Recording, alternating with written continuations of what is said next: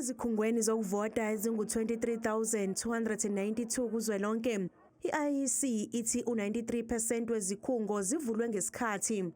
Kodwa kwezinye kube nokubambezeleka nokuholela ukuthi zivulwe sekudlula isikhathi.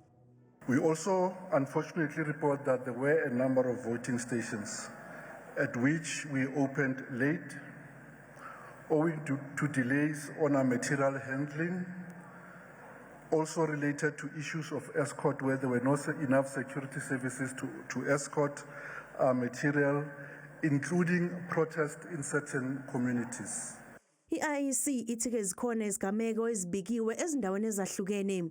Some of the incidences that we had to deal with are the following: late delivery of ballot papers, mostly in the city of Johannesburg and Region 3, which is the Sandton, Dunkeld and Hyde Park area, as well as the Reduport area. In the Eastern Cape, we had 5 voting stations that were not opened owing to community protest. Again, there we have confirmation that working with the South African Police Department, the voting stations are now open. Similarly, there were 20 voting stations at which we opened beyond 9 o'clock in the area of eThekwini, as well as in Umzi Wabantu, where owing to community protest. Zingaphezu kwezinkulungwane eziyishumi iziboshwa ezibhalisele ukuvota emajele kuleli.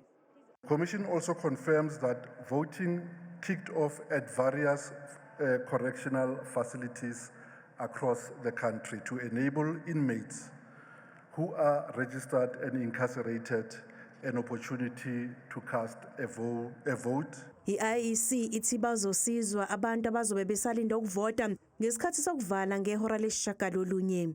The Electoral Commission wishes to thank voters who've already responded to the call to vote and appeals to all those who are remaining to do so before stations close at 2100 hours. All those voters who are in queues will be assisted to vote before the voting process concludes.